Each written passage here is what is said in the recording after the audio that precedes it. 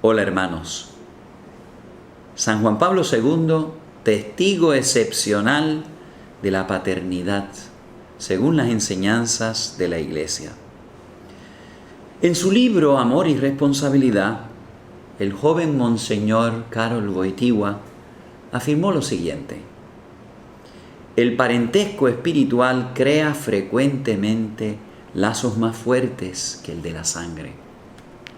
Todo hombre, incluso el celibatario, está llamado de una manera u otra a la paternidad o a la maternidad espiritual.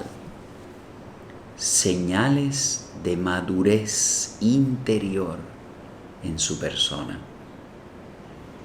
Es una vocación incluida en el llamamiento evangélico a la perfección, de la que el Padre es el supremo modelo.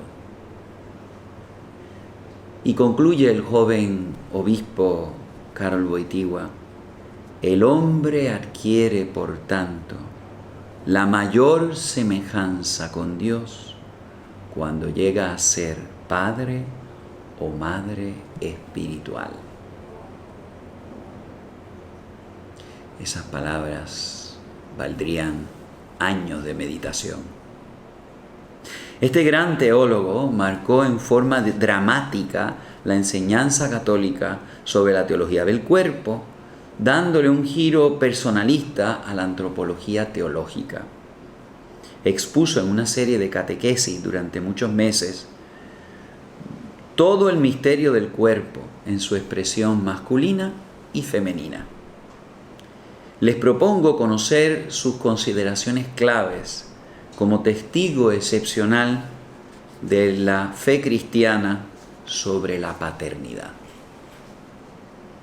Primero, una pequeña introducción, diríamos histórica, sumaria, el contexto del problema actual de la paternidad.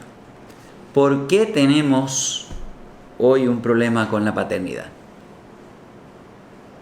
Pues voy a hacer una breve síntesis de las revoluciones o cambios ideológicos y también fácticos, es decir, de la situación de la familia, del matrimonio y del concepto de ser hombre o de ser mujer.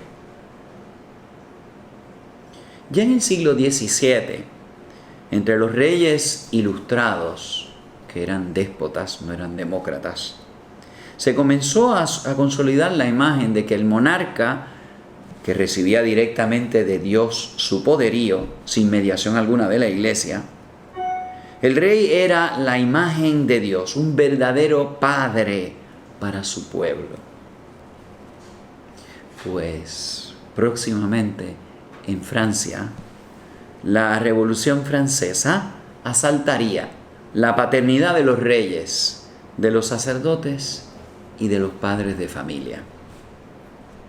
Así que la primera revolución, la francesa, producto en gran parte de las propuestas racionalistas radicales de la izquierda de la Ilustración, entendió que el rey del antiguo régimen, visto como un padre de los súbditos que no lo habían elegido, impuesto sobre ellos por el mismo Dios, con pretensiones omnímodas, tenía que ser eliminado. La revolución política entendía que la condición para la libertad de los ciudadanos era la muerte del padre.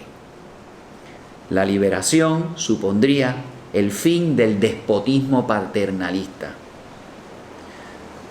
Así se aceleró el asalto a la paternidad que ha configurado las democracias liberales, donde esa autoridad tradicional, ese patito feo que los ilustrados entendían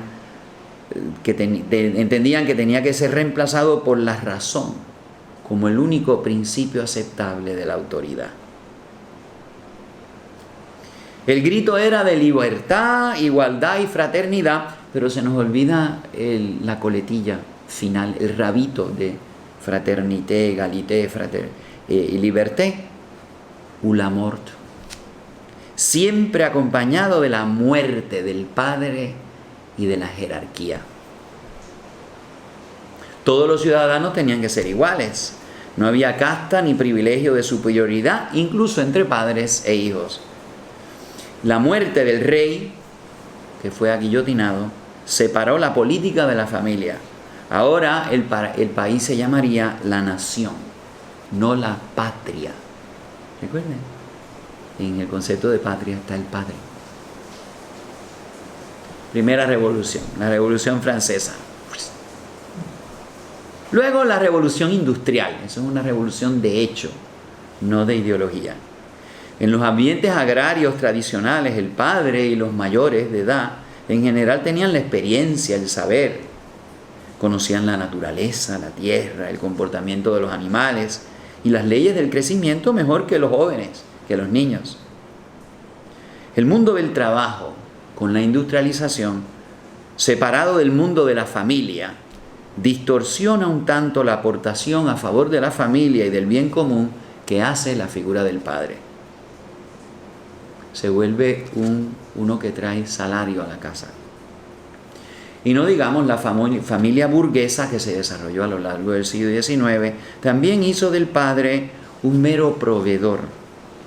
Era la madre, la educadora, protectora y el corazón de la familia. Segunda revolución, la industrial. El cambio de hecho de la forma de la gente vivía su experiencia familiar. Mucha gente, sí, algunos siguieron siendo campesinos, por supuesto. Si la Revolución Francesa, hija de la Ilustración radical, decapitaba al padre, la Revolución bolchevique, inspirada en el marxismo, declaró a Dios como un obstáculo alienante para la felicidad del hombre. Y con el espejismo creado por los que ostentan el poder para perpetuar su dominio sobre las clases obreras, y lo desterró de sus utopías sociopolíticas. La familia se volvía solamente un arreglo privado entre dos obreros, pero en el fondo los hijos eran de la gran sociedad socialista y criaban hijos. El Estado socialista pretendía ser el verdadero educador, solamente delegaba en la madre, sobre todo en Rusia, en la madre, no en el padre, los quehaceres de educación provisional. Cuarta revolución, la revolución, diríamos, de la psicología, la revolución freudiana. Sigmund Freud y sus ideas sobre el complejo de Edipo también asaltaron la paternidad, sugiriendo obsesivamente, era la obsesión del señor Freud, que el padre era un enemigo de los hijos. No solo el padre era un enemigo público o del régimen contrario a la tradición de los mayores, sino que era un enemigo privado. Para Freud parece como si no hubiese ninguna paternidad buena, sana. Todo lo contrario, era la fuente de las ansiedades humanas, precisamente porque en ella se centra la oposición fundamental de la humanidad. La misma conciencia moral es una paternidad interiorizada que da lugar al superego. Y el Dios de Israel y de Jesús, como todas las expresiones religiosas, para Freud eran una proyección de ese padre al que Edipo inexorablemente tiene que matar, porque es la causa de su sentido de culpa y de miedo. Esto, en cierto sentido, está detrás del omnipresente conflicto generacional que pretende, en nuestro tiempo, explicar la rebeldía de cada generación de jóvenes contra sus padres, contra sus mayores, ya trasladado a un problema sociológico, no meramente psicológico. Y para echarle leña al fuego, algunos filósofos modernos no se quedan atrás en esta rebelión contra la paternidad. Un loco murió en un sitio de loco, Nietzsche, declara la paternidad como el pecado original que aprisiona al hombre y del que tiene que liberarse si se quiere realizar como hombre libre. Ahora vamos a otra revolución, que es una revolución otra vez fáctica, de hecho, no de ideología, aunque evidentemente está apoyada por una ideología que la justifica. La revolución, la proliferación masiva del divorcio, sobre todo a finales del siglo XX, en el contexto de una cultura hedonista que ha afectado gravemente la paternidad de hecho. En la gran mayoría de los casos de divorcio en nuestras sociedades occidentales, se dará la custodia de los hijos a la madre y se limitará grandemente el contacto con la figura paterna. Esto, sumado a la idea del hombre que no quiere asumir responsabilidad alguna, sino libertad sexual absoluta para maximizar su placer sexual, acaba liquidando la figura del padre.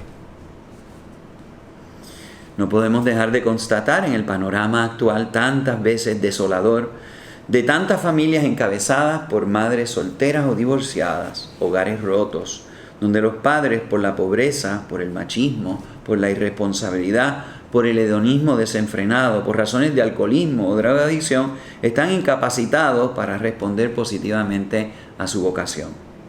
Un número creciente de padres ha desertado sus deberes, tanto de esposos como de padres, padres ausentes, padres abusadores, incapaces de asumir su misión. Sin duda, muchas personas tienen problemas con el rostro del padre porque no lo han conocido. Incluso algunos padres tienen dificultades para identificarse como padres porque o no conocieron a sus padres o tuvieron una experiencia muy mala como hijos. En un estudio reciente en los Estados Unidos se nos indica que la mayoría de los ateos son varones y que la gran mayoría tuvo relaciones muy difíciles con sus padres. Y como si esto fuese poco, pues ya tenemos el fenómeno de los bebés probetas, que trae más confusión a la misión de la paternidad, sus derechos y sus deberes. En las situaciones donde se ha recurrido a la llamada paternidad asistida heteróloga, los hijos no conocen a los padres donantes de espermatozoides con los cuales las madres o sus sustitutas lograron concebirlos. Aunque hay unas señoras en Estados Unidos que están demandando al doctor de la clínica porque los espermatozoides de casi todas ellas, de cientos de ellas, eran los del doctor. Supuestamente anónimo, pero él quería ser el gran machote de todas estas situaciones. La masificación de los anticonceptivos químicos ha producido también un cambio significativo en la relación sexual de las parejas, permitiendo a la mujer acogerse en una forma más directa a la iniciativa de procrear, o no. Ella es la que escoge ser madre o no, al margen de la voluntad procreativa del varón. Y en nuestra sociedad, pues al padre que concibió una criatura cuando la madre lo quiere abortar no tiene nada que decir, y los tribunales no le reconocen voz en este asunto porque se trata del cuerpo de la madre. Dos estudiosos, Blankenhorn y Cordes, insisten mucho y acertadamente que aunque parezca que los varones tengan un instinto paternal universal, hay un número muy significativo de padres que no se preocupan por sus hijos. Aquí no estamos idealizando la paternidad, estamos haciendo otra cosa, estamos estudiando cuál es la misión que Dios tiene para los padres. Que algunos no la aprecien, ya eso es otro problema, pero hay que tomarlo en cuenta, que algunos no aprecian eso. Los varones son inducidos por la sociedad a ser padres, porque en la biología pura, el rol procreador del varón termina con la inseminación. Ser padre es breve, es inseminar, en términos biológicos. Muy distinto a la maternidad, que se prolonga durante 9 meses, y luego la lactación todavía más. La antropóloga social Margaret Mead, comenta Blankenhorn, llegó a afirmar que la prueba del desarrollo de una civilización es el éxito que tenga en socializar a los hombres para enseñarles y convencerles de ser buenos padres. Así que esta señora atea, sin embargo, acierta a detectar que cuando la civilización madura, crece, se ordena, se organiza bien, cuando convence a los hombres de ser buenos padres.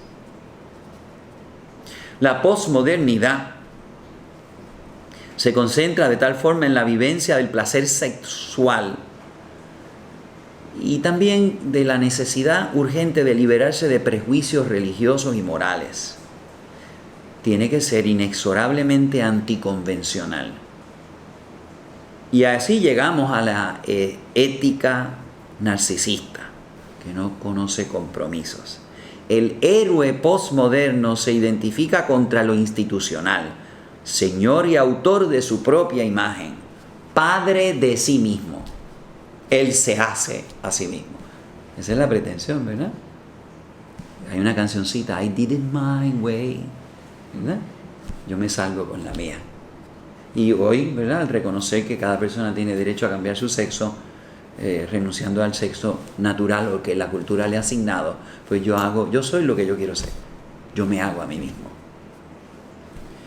La versión agresiva, y aquí llegamos a otra revolución terrible, y extremadamente antifamilia de los feminismos modernos, acusa al patriarcalismo no solo de casi todas las vejaciones y crímenes perpetuados contra la mujer, sino de un daño para con los hijos también.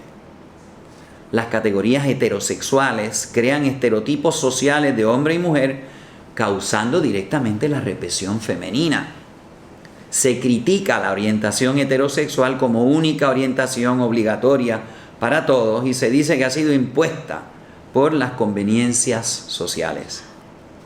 El feminismo de género reinterpreta la historia de la humanidad bajo una perspectiva neomarxista, en la que la mujer se identifica con la clase oprimida y el hombre con la clase opresora.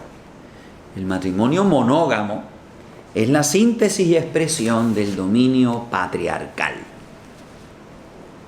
Toda diferencia entre los sexos es entendida como sinónima de desigualdad.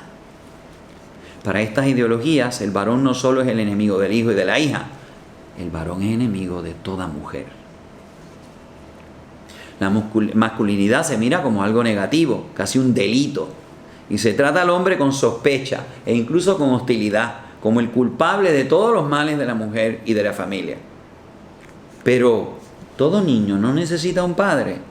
Pues aunque suene increíble, muchas voces actuales contestan que no, o no necesariamente. Y si no tener el padre como referencia ya es un problema, el no creer que sea necesario tenerlo es un doble problema. Etienne Brun, un estudioso francés, señala con mucha razón que para resolver el problema contemporáneo de la crisis de la paternidad, se tiene que elaborar una filosofía de la paternidad. Y a eso es lo que vamos a llegar en nuestra conferencia, que rehabilite el modelo de interrelación tan fundamentalmente para el bienestar de la familia y de la sociedad. La paternidad no presta un mero servicio biológico, social o incluso eclesial, porque la paternidad establece una relación interpersonal que vale por sí misma, no es por lo que produce o hace. El proyecto fundamental del padre debiera ser que el hijo viva, y morir es lograr dar la vida. El padre de hoy tendría que preparar a sus hijos para ser hombres responsables, libres, maduros, en una sociedad que asalta continuamente a la familia, que no la valora ni socialmente, ni psicológicamente, ni económicamente. La sociedad, la familia al fin y al cabo no está para fabricar soldados, hombres domesticados o consumidores, sino debiera ser la fragua, el hogar de las personas. Ser padre debiera ser un arte. No es padre solo ni principalmente por un hecho biológico de colaborar en la generación de una criatura. El hombre que tiene intención de ser padre no está buscando una mujer de placer, sino una madre para sus hijos. La paternidad debiera ser un acto intencional, no mera ni principalmente un acto biológico. Ayudar con un acto a que sean concebidos otros hombres, eso es sencillo. Los animales lo hacen para que haya otros de su especie.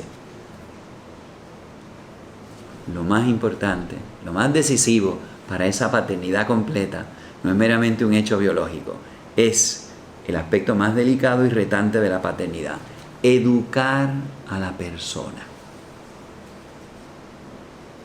Esa educación de la persona es propiamente lo que llamamos paternidad y maternidad espiritual.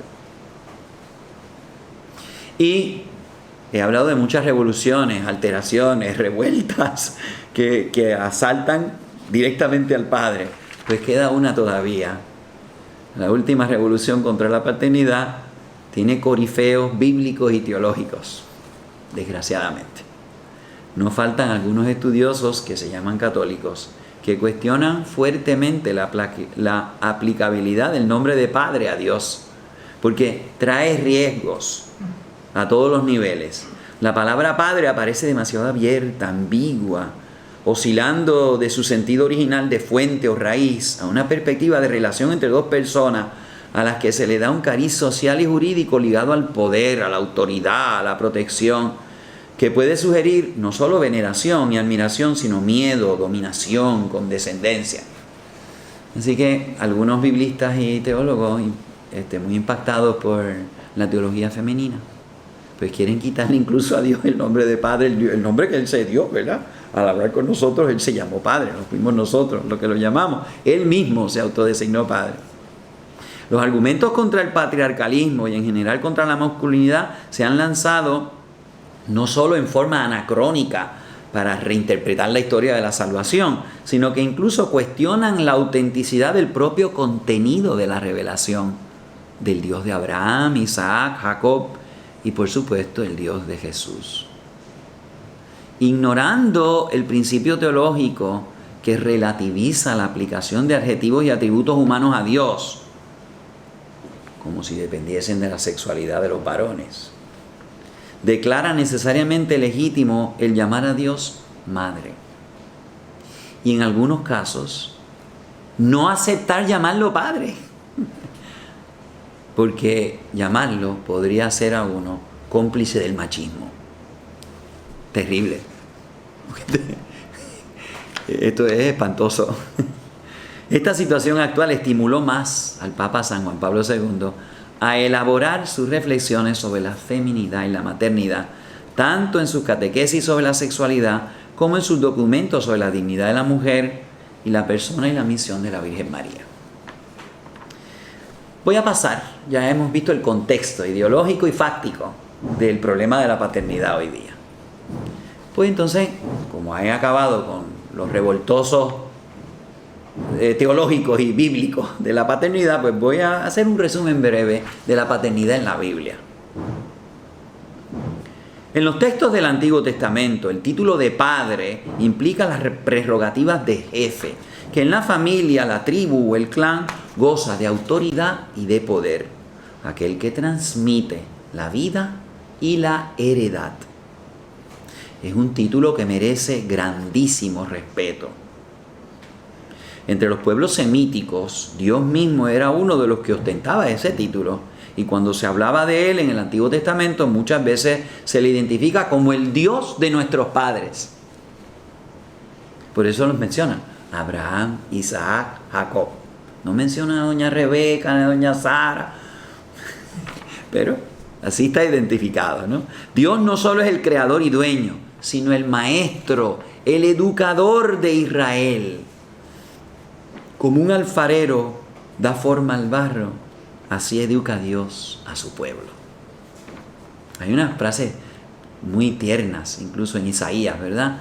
De Dios hablando como Israel, como una oruguita, como un bebé, ¿verdad? Que yo te enseñaba, te cogía de la mano. Muy hermoso. En Israel, el padre biológico debía ser reverenciado con una piedad solo superada por el mismo Dios. Fíjense, por eso el cuarto mandamiento viene después de los 3 que tienen que ver con Dios. ¿Y cuál es el cuarto? Honra a tu padre como honras a tu madre, literalmente dice el hebreo. Así que después de Dios, los padres. Ser padre era un don divino. Dios los bendijo y les dijo, procreen. Una bendición muy especial, Génesis 1:28. El hombre podía así participar en el poderío y en el señorío de Dios mismo, aunque ejerciera ese servicio o poder en total dependencia de Dios. Él no era el dueño de la creación, el administrador. El padre, en el Antiguo Testamento, era el portador de las bendiciones divinas, el jefe de familia, cabeza y autoridad que tenía que ser respetado. Entre sus responsabilidades, alimentar, proteger, educar a los miembros de su familia. Era el sacerdote doméstico, era el que presidía los sacrificios y preside la fiesta de la Pascua, la cena pascual, presidida por el Padre. También era el maestro. Los padres enseñan a sus hijos la fidelidad, dice el Salmo. Esta mañana precisamente lo leía, lo rezaba. La paternidad era pues un encargo dado por Dios mismo, ya que Dios es el único que puede transmitir la vida. La unión del hombre y una mujer por sí sola no podrían engendrar vida si no interviniese el querer de Dios. Adán, cuando su esposa le dio el primer hijo, dice: he alcanzado de Yahvé un varón. Así que tiene conciencia de que es Dios el que ha dado la vida. Él es un instrumento, responsable y libre, pero un instrumento. El apelativo del padre aplicado a personas que no son padres biológicos se da en Israel a ciertos sabios que prestan consejos. Sobre todo si el consejo en última instancia viene de Dios mismo y va encaminado a conducir por los caminos de la justicia y de la vida. Por ejemplo, Eliseo llama padre a Elías, porque ha recibido de Dios un encargo para orientar por dónde debe ir el pueblo. En la escuela sapiencial también, sobre todo en los libros de los Proverbios y de Sirácida, ser discípulo de un maestro de la sabiduría era ser un hijo en relación de padre-maestro. La educación, al fin y al cabo, era vista en todo el Oriente Antiguo como una prerrogativa y responsabilidad del padre de la familia.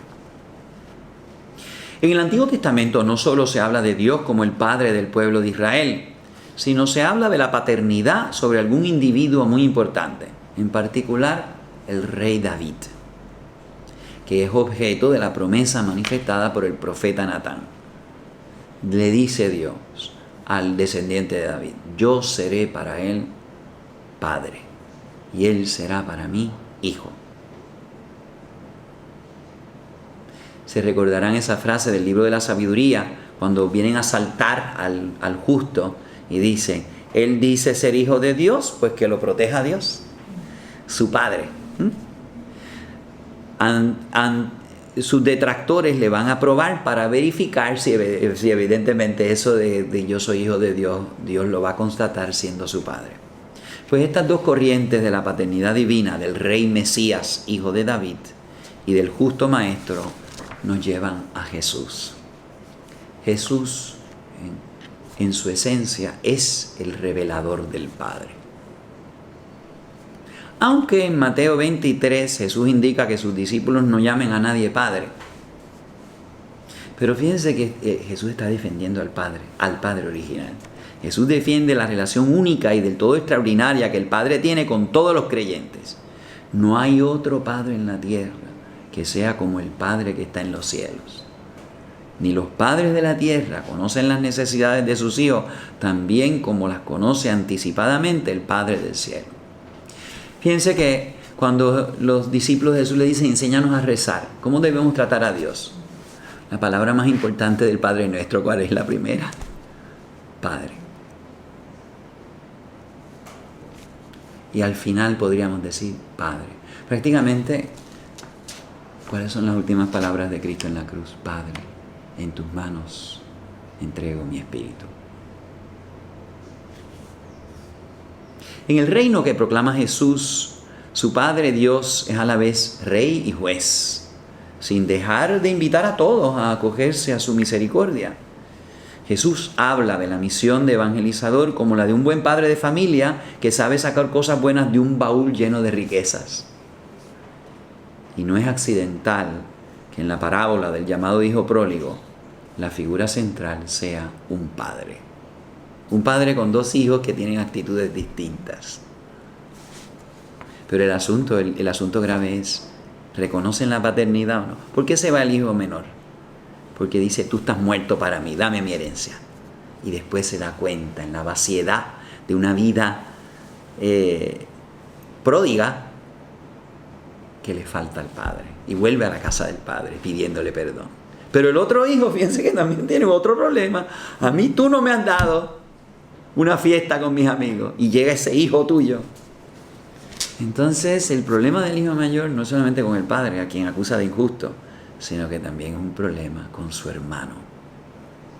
Porque si yo no comparto padre, no es hermano mío. Y él acaba de rechazar al padre. A mí tú no me has dado. Y por eso dice ese hijo tuyo, que no es hermano mío. Así que en la parábola del hijo pródigo, que yo creo que es el corazón de la predicación de la misericordia de Jesucristo, está la figura del padre, decisiva, y la relación con el padre. La de los fariseos, el hermano mayor, y la del resto de los pecadores como nosotros, en el hijo pródigo. Pero es en el cuarto evangelio donde se resalta de forma impresionante la misión esencial del hijo: revelar al Padre y el amor que éste tiene por el mundo. Él está en una perfecta sintonía con la voluntad del Padre.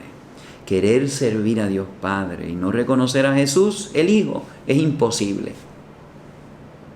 He bajado del cielo no para hacer mi voluntad, sino la voluntad del que me envió. Jesús puede revelar al Padre porque es el único que lo conoce de verdad, que lo ha visto y lo ha oído. Por eso puede estar seguro de que está haciendo su voluntad en todo momento, agradándolo. Yo hago siempre lo que es de su agrado. Y en otro pasaje dice: yo guardé los preceptos de mi Padre y permanezco en su amor. Jesús no hace nada por sí mismo, ni su mensaje es otro que el Padre le ha enviado a anunciar. Las cosas que yo hablo, las hablo según el Padre me ha dicho. Las palabras que yo digo, no las hablo de mí mismo. El Padre que mora en mí hace sus obras. Jesús no viene a reemplazar al Padre, a manifestarlo. Yo y el Padre somos una sola cosa. Y el que me ha visto a mí, ha visto al Padre, dice Jesús. Y en su despedida, capítulo 17 de San Juan, en la última cena, la oración sacerdotal: Padre, tú me los diste, eran tuyos. Ahora vuelvo a ti. No he perdido a ninguno de los que tú me diste. Qué precio. Miren la ternura de Jesucristo con su Padre, ¿verdad? Y luego en el huerto de los olivos: Padre, si es posible pero que no se haga mi voluntad, sino la tuya. ¿Qué es la resurrección de Jesucristo sino la respuesta del Padre? La validación del Padre de todo lo que su Hijo amado había hecho para implantar su reino aquí en la tierra. Jesús quiere prolongar su ministerio en el de los apóstoles. Quiere también prolongar en ellos la misión de revelar, de manifestar al Padre. Que todos sean uno, como tú, Padre, estás en mí y yo en ti, para que también ellos sean uno, como nosotros somos uno. Tenemos que dar frutos para glorificar al Padre. Esa es la fecundidad que Cristo nos viene a anunciar. Bueno, pero todavía no he hablado de San Juan Pablo II. Bueno, es que para llegar y ver la luminosidad de lo que es la respuesta de este gran maestro, doctor, eso soy yo, doctor de la teología de la persona humana, encarnada en su cuerpo. Pero voy a hacer una transición, porque de la Biblia a San Juan Pablo II creo que hay algunas personas importantes. 3 maestros, voy a coger 3 maestros de la tradición católica que van a preparar el trabajo de Karol Wojtyła sobre la paternidad: San Agustín, San Juan de Ávila y el Padre José Kentenich. San Agustín le cuestionan por qué debemos llamar a San José Padre de Jesús. Estamos hablando del siglo IV. Y en su sermón 51, el obispo de Hipona se pregunta: ¿no era padre José porque había recibido un hijo sin la concupiscencia carnal? No fue padre biológico, por lo tanto no se merece ese título. Cuestionaban la gente de su época. Y compara la integridad virginal de la Virgen Madre con la integridad de San José. como ella era madre e íntegra, así también San José era padre íntegro. Fíjense qué preciosidad. La Virgen era íntegra, San José también era íntegro. Quien dice, no debió llamársele padre porque no engendró al hijo como los demás. En la procreación de los hijos busca satisfacer la concupiscencia, no el afecto de la caridad. Mejor realizaba San José en su corazón lo que otro deseaba realizar en la carne. Pues también quienes adoptan hijos engendran castamente en su corazón a los que no pueden en la carne. José no solo debe ser considerado como padre, sino más padre que ninguno. Fíjense qué preciosidad. Aquí está San Agustín defendiendo la paternidad espiritual de San José. Y fíjense cómo la defiende. Él es heredero de una tradición, porque nosotros hemos llamado padres a los obispos y a los abbas, a los monjes, a los fundadores eran los grandes directores espirituales. Esas eran las dos grandes tradiciones.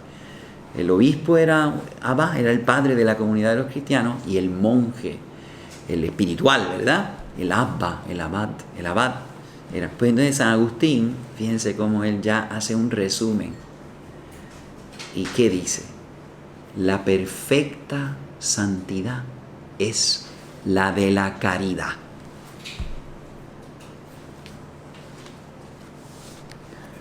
Unos engendran por la carne, otros engendran por el amor. Así, San José adoptó al que el Padre Eterno engendró. La filiación no solo procede de la carne, sino sobre todo es un deseo de la voluntad de amar. El Espíritu Santo, nos dice San Agustín, no solo vino sobre la Virgen María para hacerla fecunda, sino que le dio el Hijo de Dios a San José para que fuese hijo de su caridad. Cito a San Agustín, se le reconoce como padre no por obra de la carne, sino por obra del amor. Porque su paternidad era tanto más auténtica cuanto más casta. Estos argumentos fundamentan en la caridad la transmisión de la verdadera vida.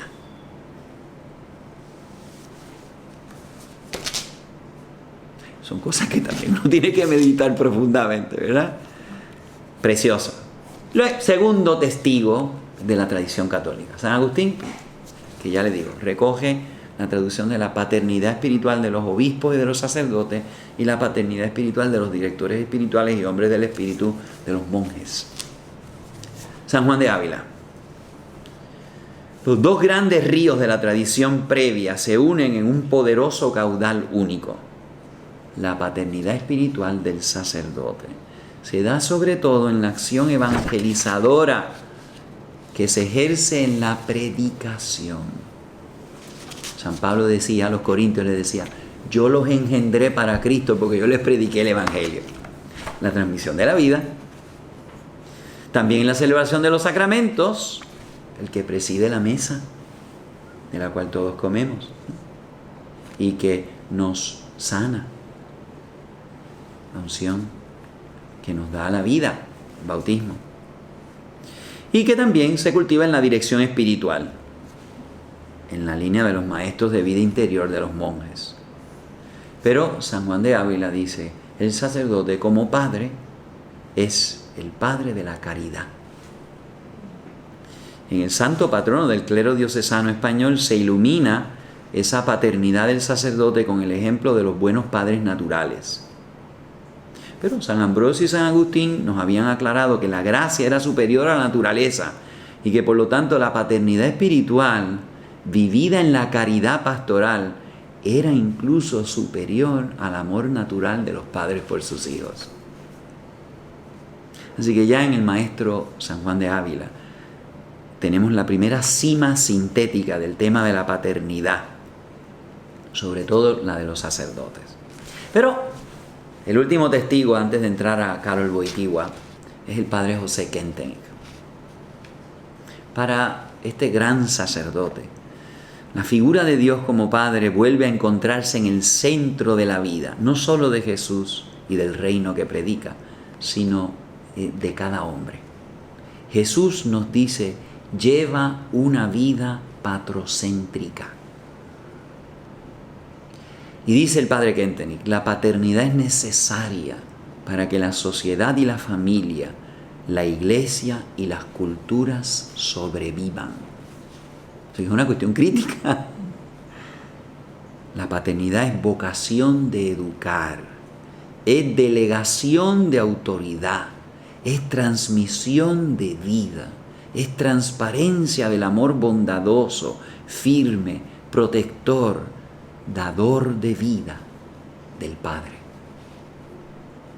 Ante una evidente crisis de la paternidad en la Europa después de la Revolución Francesa, de la Revolución Industrial, en el mundo de los colectivismos socialistas y marxistas, de las dos guerras mundiales, porque el padre, gracias a Dios, el padre Kentenich no conoció el feminismo neomarxista ni el LGBT. Se hace, decía él, cada vez más urgente redescubrir la paternidad de Dios, no solo en los padres biológicos, sino en los educadores y ciertamente en los sacerdotes. Padre Kentenich consolida unos fundamentos teológicos trinitarios de la paternidad espiritual y su consiguiente fecundidad en los hogares y en la iglesia madre. Nos traza un proyecto de reeducación espiritual, de recuperación de la figura del Padre en todos los niveles de la sociedad.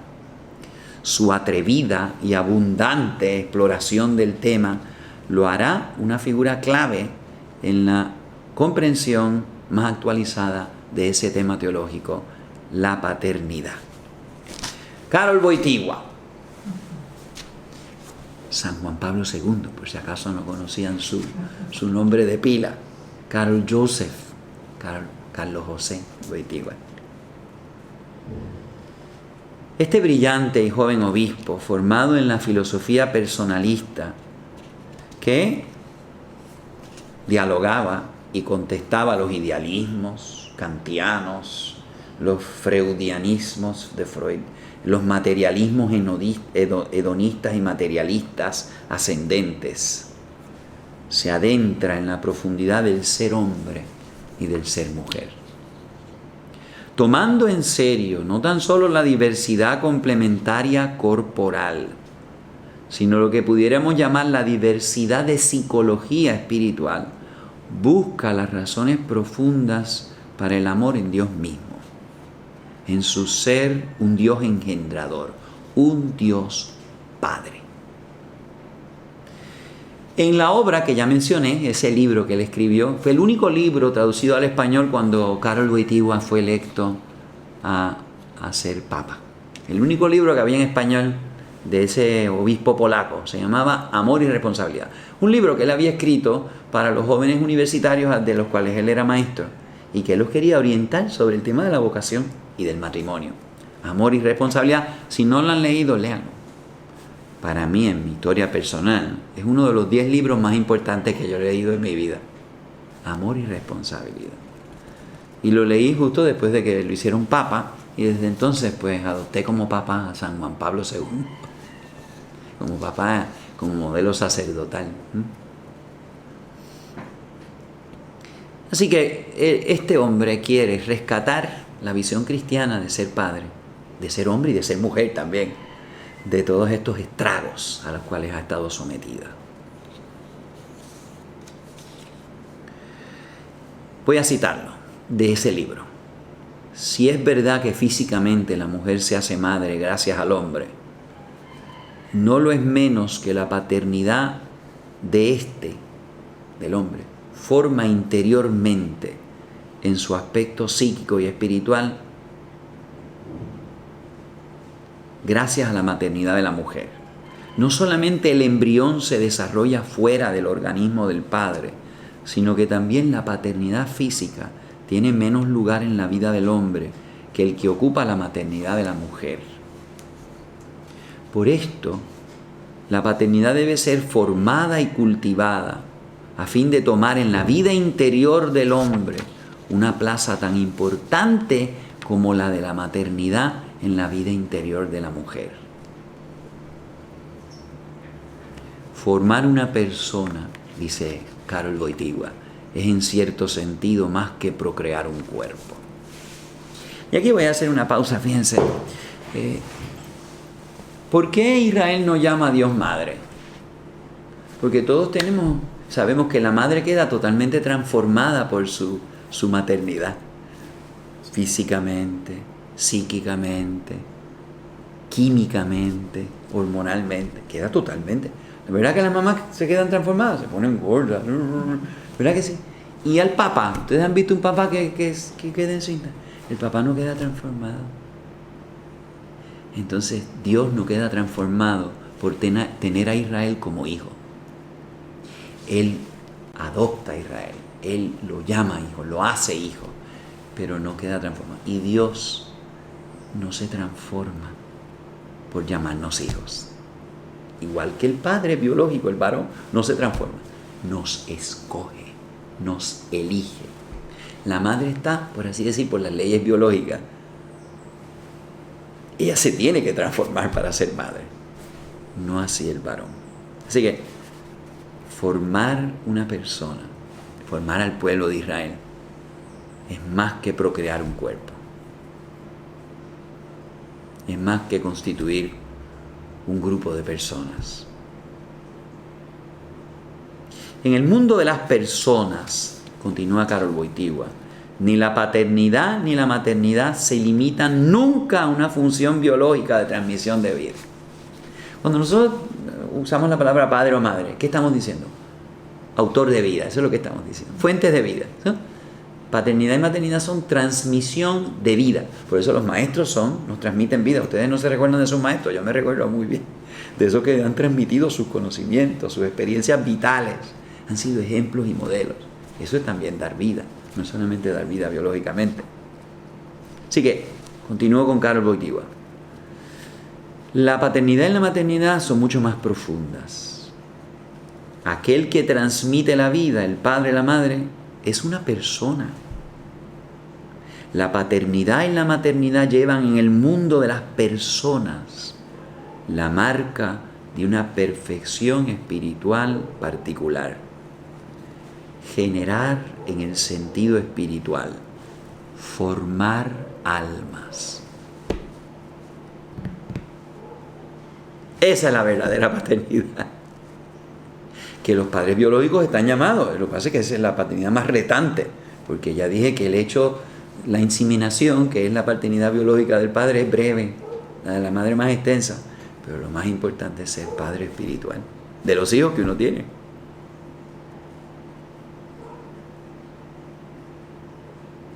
La paternidad y la maternidad espiritual se extienden más allá de la paternidad y de la maternidad físicas. Están complementadas por la paternidad y maternidad espiritual, porque esas son las que proveen la educación y todo el esfuerzo que implica esa educación. La educación es también la obra de otros hombres, además de los padres. El padre y la madre la comparten. Por lo tanto, su esfuerzo con los otros educadores de sus hijos, o por mejor decirlo, han de saber insertar en su educación todo lo que los hijos reciben de los otros en todos los planos: físico, espiritual, intelectual, moral.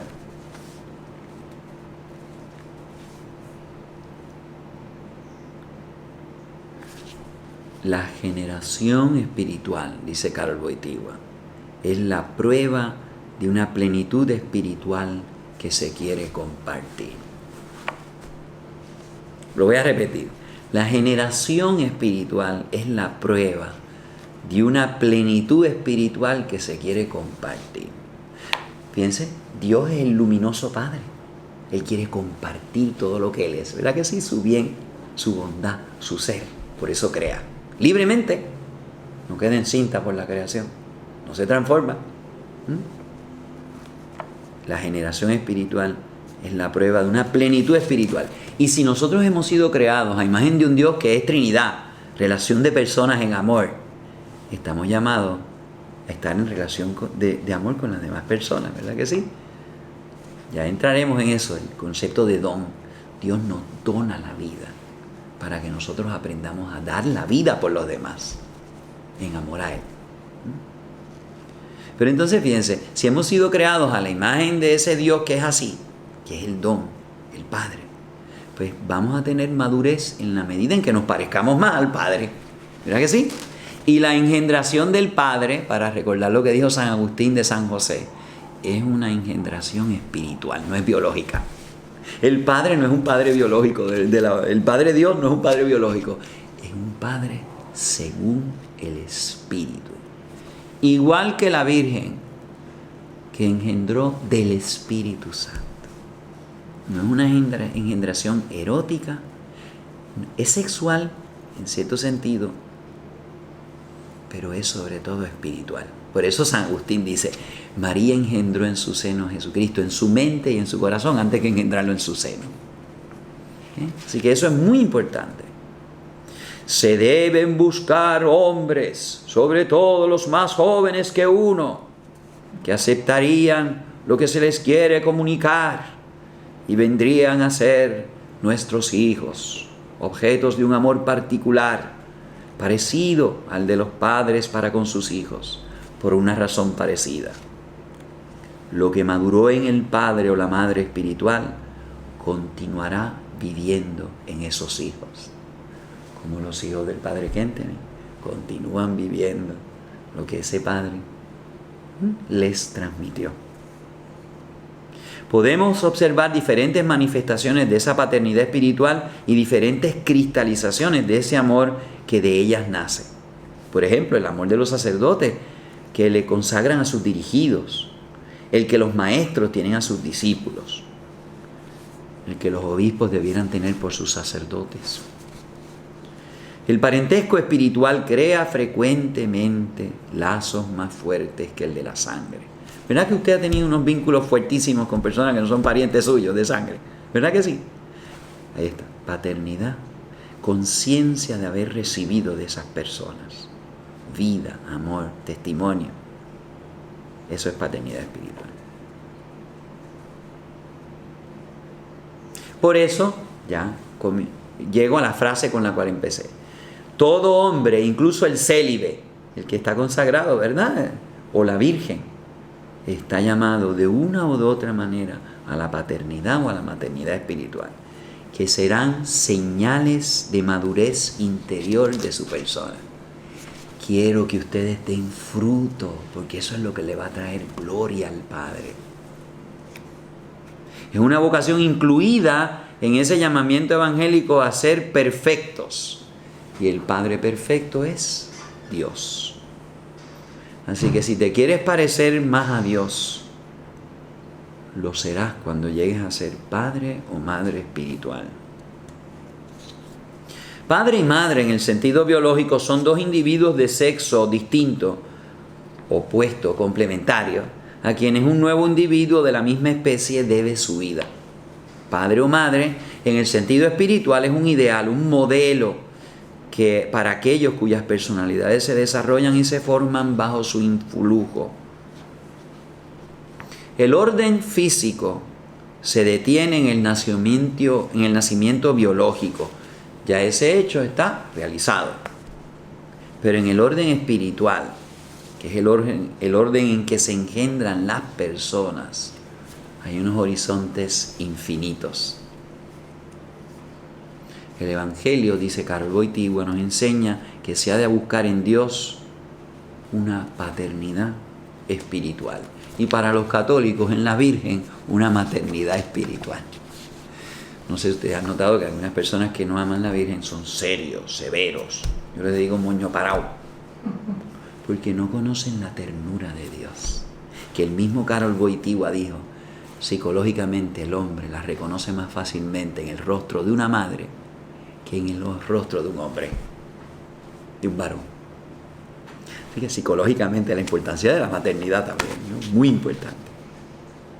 Wojtyła destaca que la paternidad biológica es en cierto sentido llamada a ser espiritual también, porque al desigual que la maternidad en la mujer donde el mero hecho de estar encinta transforma su cuerpo y el proceso de gestación de la criatura en su seno origina una serie de cambios fisiológicos y emocionales, el hombre no sufre ninguna de estas transformaciones biológicas y emocionales.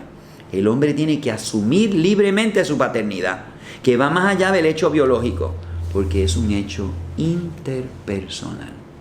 Tengo un hijo, lo trato, lo quiero, lo amo, me desvivo por ese hijo. El rol del padre luego de la generación biológica es sobre todo educar una persona, algo que supera con creces a la transmisión de una herencia genética a otro cuerpo.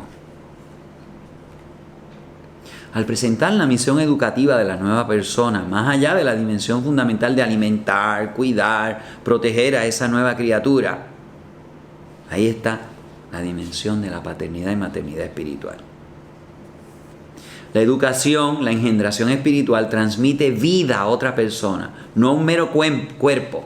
Eso es biológico, que no estoy despreciándolo, pero es una dimensión que se completa, en el caso de las personas, no en el caso de los animales, con esa dimensión espiritual.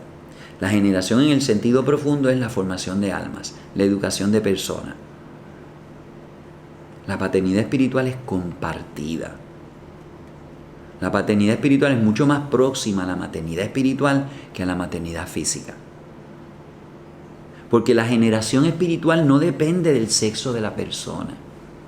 Por eso San Pablo, que tenía todavía residuos del machismo fariseo, decía: sufro dolores de partos por ver a Cristo formado en ustedes. Que San Pablo sufra dolores de parto, porque la generación espiritual no depende del sexo de la persona. La generación espiritual es la manifestación y fruto de una plenitud espiritual que quiere compartir su propia bondad con otros. Miren la madurez de Cristo, Dios hecho hombre. Quiere compartir el Padre, su Padre con nosotros. Padre nuestro. Va, le dice a María Magdalena cuando recibe: vete y dile a mis hermanos. Hace 2 días y medio lo han traicionado. Qué misericordia la de Cristo. Ve y dile a mis hermanos que voy a mi Padre y a su Padre, a mi Dios y a su Dios. El Padre original y propio es Dios, que crea y redime precisamente porque ama, porque quiere darse, porque quiere compartir su bondad. No solo se transmiten los genes biológicos, Dios no transmite genes biológicos porque Él no tiene biología. La madurez espiritual que perdurará en las demás personas. Toda persona está llamada a esa vocación de amor, de donación, de transmisión de sí mismo, de la cual Dios es el Padre modelo y perfecto. Y es señal de madurez incluso para los célibes y las vírgenes. En América Latina, ¿cómo se llaman las monjitas? Madrecitas. Qué preciosa, ahí está la fe de la iglesia, ¿ves? La mujer transmite, aunque sea una virgen consagrada, por eso son madrecitas y padrecitos. Dios es un Padre según el Espíritu, no según la carne. Y la mayor semejanza con Dios se da cuando tanto los padres biológicos como los maestros y los sacerdotes transmiten la vida, desarrollando y formando personalidades. Wojtyła no solo propone a Dios Padre en el seno de la Trinidad como modelo de ese engendrar personas, sino que hace una declaración que para mí es revolucionaria. El hombre adquiere mayor semejanza con Dios cuando llega a ser padre o madre espiritual. En el 1964, Wojtyła escribe lo que muchos que han estudiado sus escritos han catalogado como su mejor obra teatral, Esplendor de Paternidad. ¿La han leído? Léanla. Así que esta conferencia tiene asignación. Tienen que leer Amor y Responsabilidad y Esplendor de Paternidad. Y en ella este hombre aborda el tema de la paternidad, directa y existencialmente.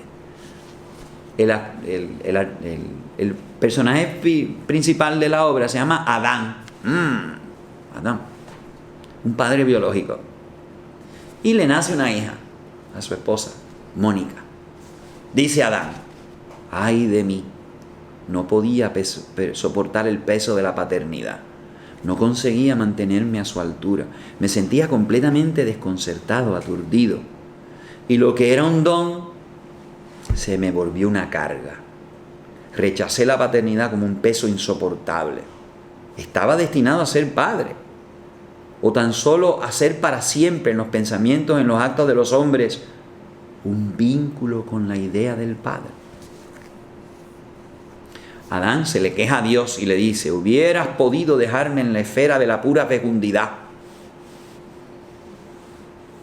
sin zambullirme en el corazón de esta paternidad de la que nunca estoy a la altura. ¿Por qué la has implantado en lo más vivo de mi alma? ¿No te bastaba, Dios, tenerla en ti mismo? Qué precioso, ¿no? Dios quiere compartir su paternidad contigo y conmigo. Bien podrían los hombres haberse multiplicado a partir de mí y poblar la tierra. Hubieras podido dejarme solo en medio de todos ellos. Habría sido para mí el Adán exterior, que habría crecido y prosperado. Y hubiera sido el Adán interior en soledad. ¿Por qué exigirle que dejase traslucir el esplendor de tu paternidad, refractándola en sí mismo como en un prisma? En estas meditaciones en voz alta, el personaje de Adán, que es todo varón, se contempla lo que ya en Amor y Responsabilidad había explicado Karol Wojtyła. La madurez del hombre en plenitud es parecerse a Dios como Padre. El asunto de escoger ser padre no es un hecho biológico, es un hecho interior, espiritual, que nos debe llevar a la madurez.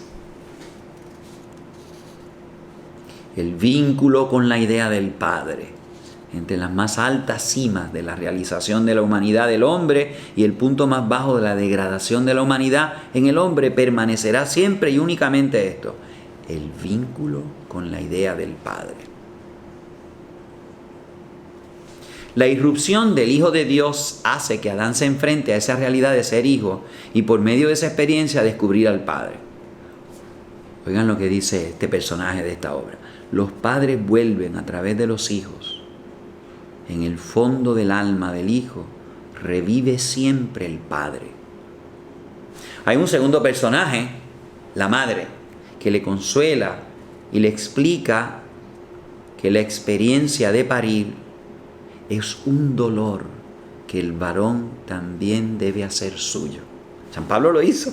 Sufro dolores de parto por ver a ustedes, por ver a Dios configurado en ustedes. Y en un pasaje estremecedor, la madre le explica a Adán esa relación entre la maternidad y la paternidad de Dios mismo, en su misterio trinitario. Le dice la madre al actor, a Adán, le dice: no temas. Esto tiene que doler. Es un dolor parecido a los dolores de parto. La mujer sabe de engendrar inmensamente más que el hombre. Lo sabe sobre todo a través del dolor que acompaña el parto. El uno y el otro son su misterio. Y sin embargo, la maternidad es expresión de la paternidad. Siempre ha de retornar al Padre para tomar de él todo aquello de lo que es expresión. En esto consiste el resplandor de la paternidad. Se vuelve al Padre a través del Hijo. Y el Hijo, a su vez, nos restituye al esposo en el Padre. Es algo muy sencillo y corriente, algo que llena el mundo. Es necesario entrar en la irradiación de la paternidad, porque solo en ella todo alcanza realidad plena. El mundo en ninguno de sus puntos puede ser mera ficción. El interior menos todavía que el exterior. Piénsalo bien, Adán. ¿Cuánto hay que escoger para engendrar? No lo habías pensado antes. Para engendrar es menester escoger todavía mucho más que crear. En esto consiste el resplandor de la paternidad. no es una metáfora, es una realidad. El mundo no puede fundarse en una metáfora. El mundo interior, menos todavía que el exterior. Retornamos al Padre a través del Hijo. Y el Hijo, a su vez, restituye en el Padre al esposo. No dividan el amor, es uno. ¿Qué tremenda declaración? ¿Esto es un drama o esto es profunda filosofía? Sí, no son los dramas que montamos aquí, ¿verdad? De vulgaridades. Pero fíjense cómo Karol Wojtyła, que su vocación era de ser dramaturgo, ¿verdad? Pues entonces ha querido dramatizar. Para engendrar hay que escoger, no solamente crear. Y eso es lo que ha hecho Dios al escoger al pueblo de Israel, para llamarse su Padre. Entonces, Mónica, la hija, declara lo que ella descubre al sentir la necesidad de su padre. Perfectamente unida a mi madre, no sabía que un día irrumpiría de pronto, pues su presencia, la del Padre, arraiga en mí como un segundo tronco paralelo.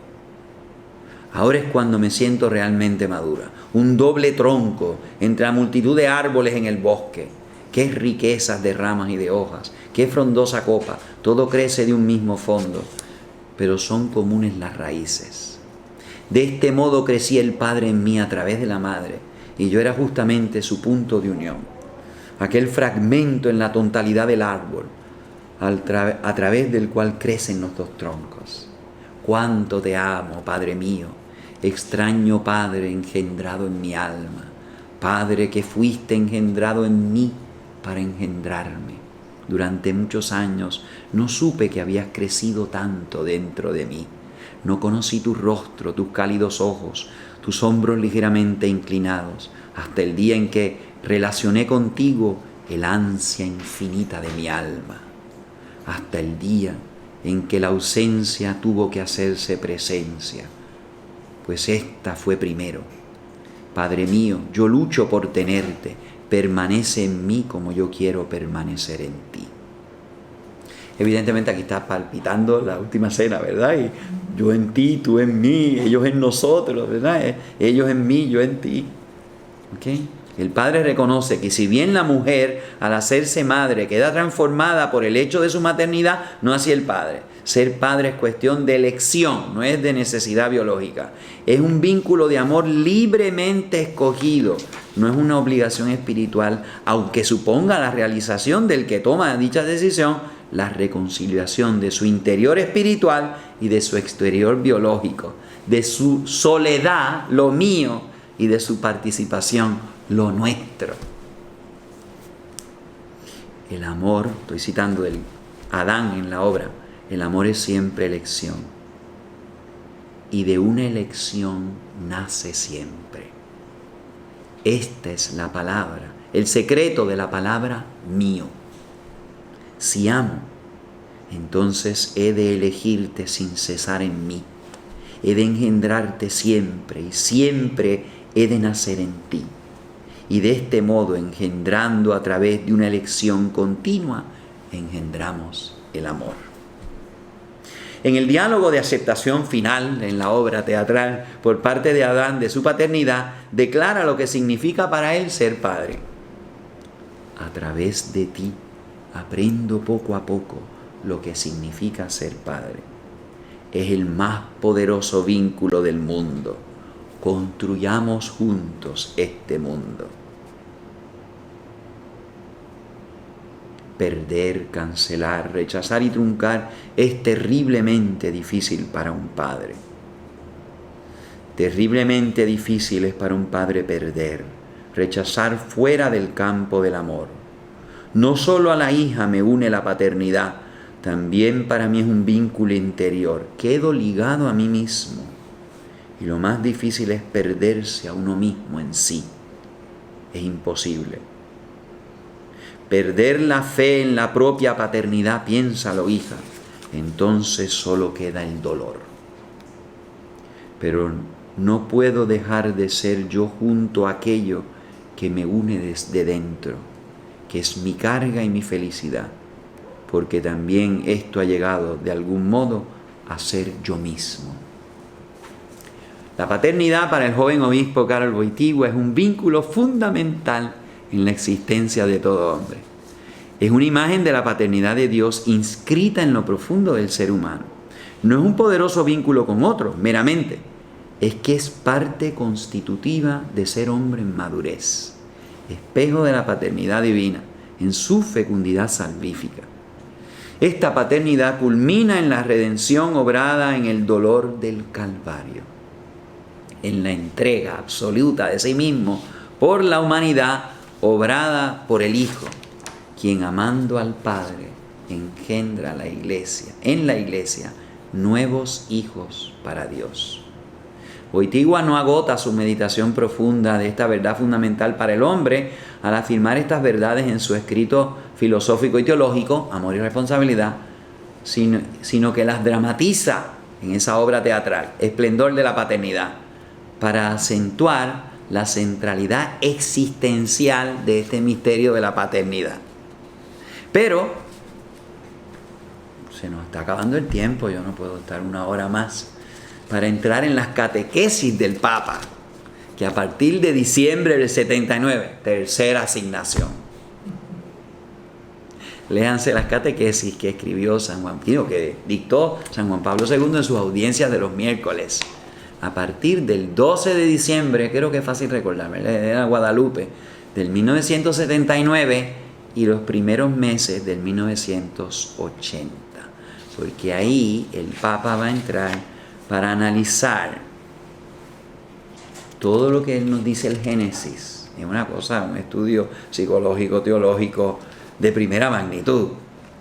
La soledad del hombre, el hombre que se sentía solo. ¿Qué es esto que Adán estaba solo y no se podía sentir realizado, ¿verdad? Llegar a la madurez. Pues la soledad del descubrirme que mi cuerpo me identifica como varón, pero no hay una complementariedad. ¿Ok? Así que luego, pues, Dios crea al hombre, a la mujer, ¿verdad? Y no sentían vergüenza. Quiere decir que el hombre veía en esa otra persona, a quien él mismo dice, esta sí que es carne de mi carne, hueso de mis huesos, ¿verdad? Esta sí que es compañera y ayuda, dice el hombre, ¿verdad? El crear al hombre, fijémonos que el crear al hombre es hacerle el don de la vida. Así que Dios se manifiesta como don. ¿Okay? Pero el hombre está llamado a hacerse don para los demás. Y ahí viene el misterio del amor. Así que te podría seguir hablando, ¿no? En su significado originario y profundo, la comunicación entre el hombre y la mujer, Adán y Eva, estaba directamente conectada a sujetos que se comunican precisamente en base a la común unión que existe entre ellos. De este modo, el cuerpo humano adquiere un significado nuevo, que no es meramente en el plano de la mera percepción externa del mundo. Expresa la persona. El cuerpo humano expresa la persona en su concretez ontológica y existencial. Es algo más que un individuo. Expresa el yo personal humano. A través del cuerpo, a través de su propia visibilidad, manifiesta al hombre. Y manifestándolo, hace de intermediario. Hace que el hombre y la mujer comuniquen entre ellos. Esa comunión interpersonal querida por el Creador. Eso es la desnudez que experimentaban Adán y Eva. El varón y la mujer se ven a sí mismos como a través del misterio de la creación.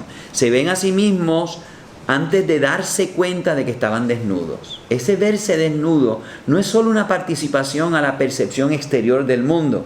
Tiene una dimensión interior de la participación en la visión del mismo Creador. Dios vio que todo era muy bueno. La desnudez es el bien originario de la visión divina. Significa la sencillez y plenitud de la visión a través de la cual se manifiesta el valor puro del cuerpo y del sexo. Al verse recíprocamente a través del misterio de la creación, varón y mujer se ven a sí mismos más plenamente, más distintamente que a través del sentido mismo de la vista, de los ojos del cuerpo. Se ven, se conocen a sí mismos con toda la paz de la mirada interior, que crea la plenitud de la intimidad entre las personas. La vergüenza que van a adquirir cuando pecan es precisamente perder comunicabilidad. Se quedan en lo material erótico y no comprenden que detrás de ese cuerpo hay el misterio de la persona. ¿Okay? El significado originario de la desnudez corresponde a esa sencillez y plenitud de visión en la cual la comprensión del significado del cuerpo nace casi en el corazón mismo de su comunidad, que el Papa decide es la vocación esponsalicia del cuerpo. A través de sus cuerpos, Adán y Eva estaban llamados al amor, el motivo divino de la creación, como la fuente de la cual brotaba el amor entre ellos. La creación como obra de Dios no solo significa llamar de la nada a la existencia y establecer la existencia del mundo y del hombre en el mundo, significa también la primera narración, la primera donación, una donación fundamental, radical, una donación en la que el don surge precisamente de la nada. Así que cada criatura lleva en sí mismo el signo del don originario y fundamental. Dios es mi Padre, me ha creado.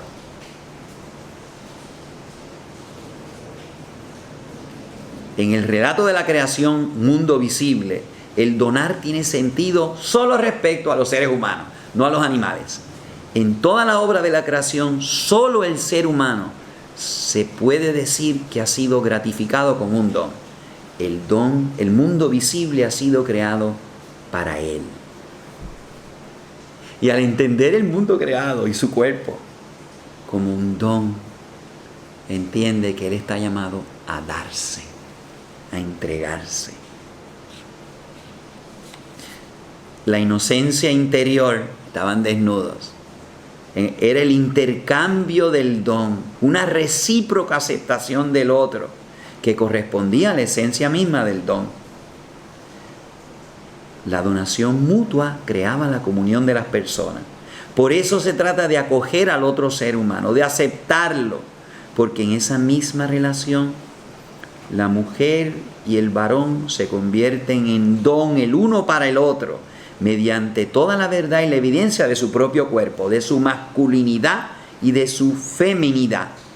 Lo contrario a esa acogida o aceptación del otro como don sería una privación del don mismo. Sería una reducción, y ahí viene la vergüenza, del otro a un objeto para mí, objeto de mi concupiscencia, de mi apropiación indebida. Esa es la antítesis del don. Y eso empieza con el pecado. Se dieron cuenta que estaban desnudos. Para producir tal extorsión al otro ser humano en su don, a la mujer por parte del varón y viceversa, y reducirlo interiormente a objeto para mí, comienza la vergüenza. Esa es una amenaza inferida al don de su intimidad personal y testimonia el derrumbamiento interior de la inocencia en la experiencia recíproca antes del pecado. Así que la mujer dándose desde el primer momento en que en el misterio de la creación fue dada al hombre por parte del Creador, se descubre a sí misma, gracias al hecho de que ha sido aceptada y acogida por el hombre. Ella se encuentra a sí misma en el propio donarse, a través de un don sincero de sí misma. Este encontrarse a mí mismo en el propio don se convierte en la fuente de un nuevo don de sí. Bueno, pues nada, acabo. Tengo que acabar. Así que sí, voy a acabar. Dios ha creado a los seres humanos en dos versiones, varón y mujer. Dios sigue siendo el origen, el autor, la fuente, la raíz, el don original de cada ser humano. La misma Santísima Trinidad es un misterio de amor recíproco entre las personas divinas. El Hijo ha recibido todo del Padre. Y el Padre y el Hijo se dan el uno al otro en el Espíritu Santo. Y Dios, Jesús en la gloria nos ha mandado el don del Espíritu Santo para que nosotros descubramos nuestra vocación a hacernos don. El varón en la paternidad, la mujer, la hembra en la maternidad. La antropología cristiana define al ser humano partiendo de su relación con el Creador. Somos imágenes del Dios vivo. Hay dos versiones de ese original. El varón reconoce en la hembra algo que él no tiene, pero que reconoce en ella como algo especial, divino. Y la mujer, por eso Dios repartió feminidad y masculinidad. Porque reconocemos hay algo de Dios en ella y hay algo de Dios en él. En el plan original hay una complementariedad, una ayuda mutua, una donación recíproca. Creados por el amor y para el amor, la existencia humana no se entiende sino a esa luz. Pero el pecado ha comenzado una controversia, una desarmonía entre estas dos imágenes del Dios amor. Cristo Jesús ha venido a restaurar esa enemistad, ha venido a poner orden, a reconciliar lo que estaba encontrado. Y como parte esencial y fundamental de esa renovación, dar a conocer y amar la paternidad del Padre. Él renueva y agranda el don original de Dios y nos invita a vivir nuestra existencia como don para Dios.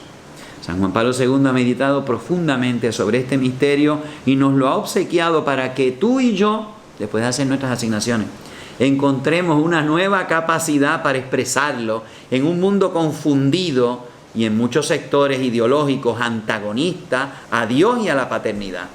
Conocer estas aportaciones del que fuere llamado párroco del mundo y asumirlas nos dará una gran oportunidad para ofrecer a nuestra cultura posmoderna una nueva esperanza, un nuevo horizonte, antiguo, pero muy nuevo. Gracias. Dios me los bendiga.